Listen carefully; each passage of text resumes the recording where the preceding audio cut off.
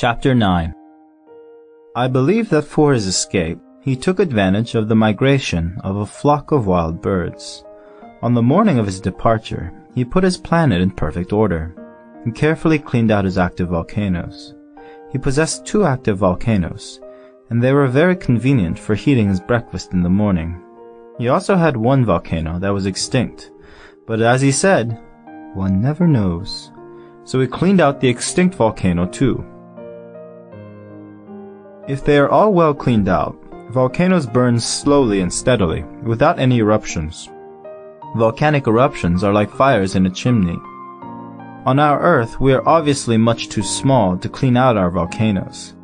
That is why they bring no end of trouble upon us. The little prince also pulled up, with a certain sense of dejection, the last little shoots of the baobabs. He believed that he would never want to return, but on this last morning all these familiar tasks seemed very precious to him. And when he watered the flower for the last time, and prepared to place her under the shelter of her glass globe, he realized that he was very close to tears. "Goodbye," he said to the flower. But she made no answer. "Goodbye," he said again. The flower coughed, but it was not because she had a cold. "I have been silly," she said to him at last. "I ask your forgiveness. Try to be happy." He was surprised by this absence of reproaches. He stood there all bewildered. The glass globe held arrested in mid-air. He did not understand this quiet sweetness. "Of course I love you," the flower said to him. "It is my fault that you have not known it all the while. That is of no importance, but you have been just as foolish as I. Try to be happy. Let the glass globe be. I don't want it any more. But the wind? My cold is not so bad as all that. The cool night air will do me good. I am a flower. But the animals? Well, I must endure the presence of 2 or 3 caterpillars if I wish to become acquainted with the butterflies. It seems that they are very beautiful. And if not the butterflies and the caterpillars, who will call upon me? You will be far away. As for the large animals, I am not at all afraid of any of them. I have my claws." And naively, she showed her 4 thorns. Then she added, "Don't linger like this. You have decided to go away. Now go." For she did not want him to see her crying. She was such a proud flower. Chapter 10. He found himself in the neighborhood of the asteroids 325, 326, 327, 328, 329, and 330. He began, therefore, by visiting them, in order to add to his knowledge. The first of them was inhabited by a king. Clad in royal purple and ermine, he was seated upon a throne which was at the same time both simple and majestic. "Ah, here is a subject," exclaimed the king when he saw the little prince coming. And the little prince asked himself, how could he recognize me when he had never seen me before? He did not know how the world is simplified for kings.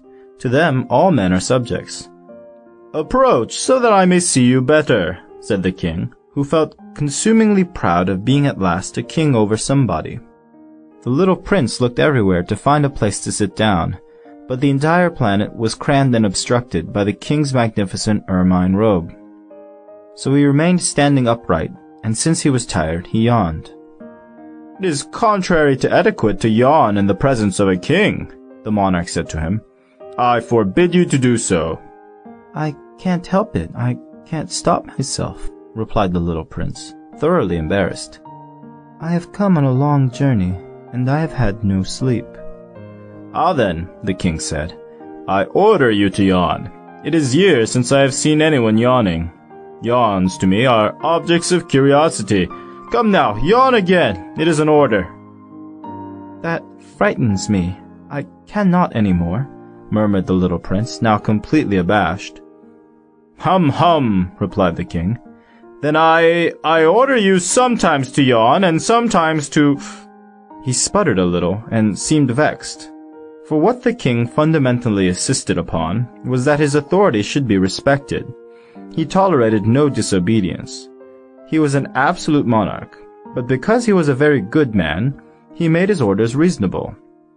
If I ordered a general to change himself into a seabird, and if the general did not obey me, that would not be the fault of the general, it would be my fault.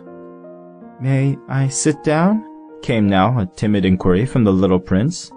"I order you to do so," the king answered him, and majestically gathered in a fold of his ermine mantle.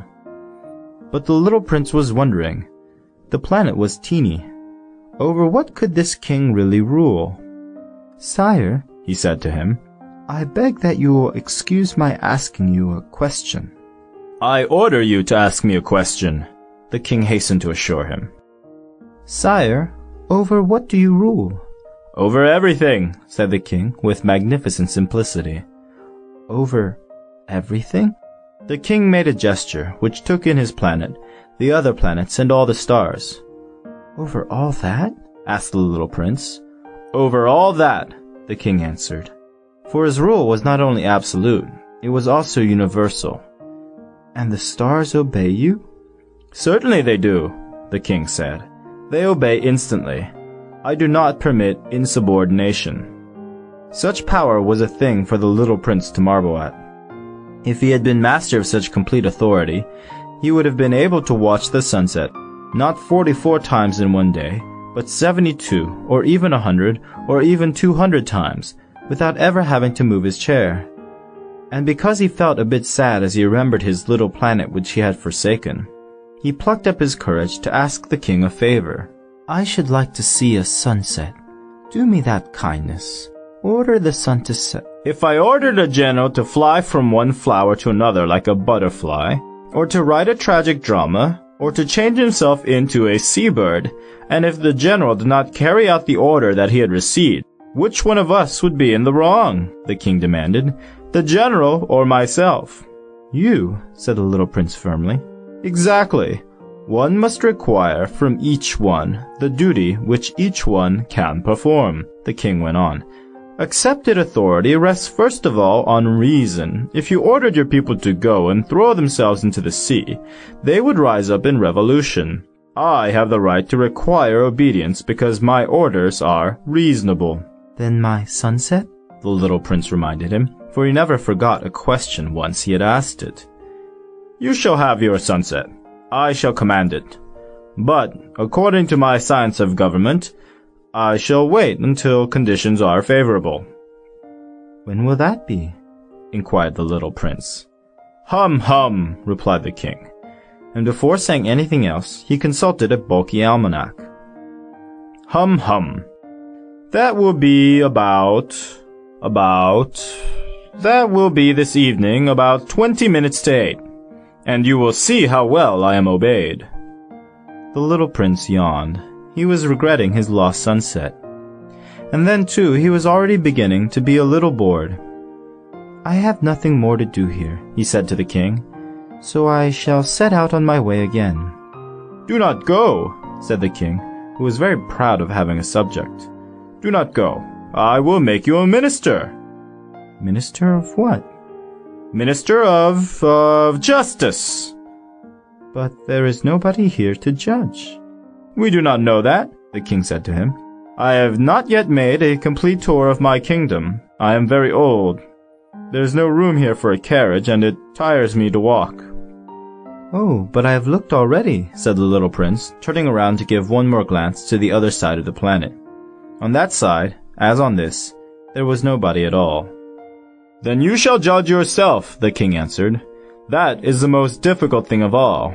It is much more difficult to judge oneself than to judge others. If you succeed in judging yourself rightly, then you are indeed a man of true wisdom." "Yes," said the little prince, "but I can judge myself anywhere. I do not need to live on this planet." "Hum, hum," said the king. "I have good reason to believe that somewhere on my planet there is an old rat. I hear him at night. You can judge this old rat. From time to time you will condemn him to death. Thus his life will depend on your justice. But you will pardon him on each occasion, for he must be treated thriftily.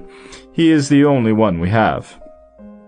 "I," replied the little prince, "do not like to condemn anyone to death, and now I think I will go on my way." "No," said the king. But the little prince, having now completed his preparations for departure, had no wish to grieve the old monarch. "If your majesty wishes to be promptly obeyed," he said, "he should be able to give me a reasonable order.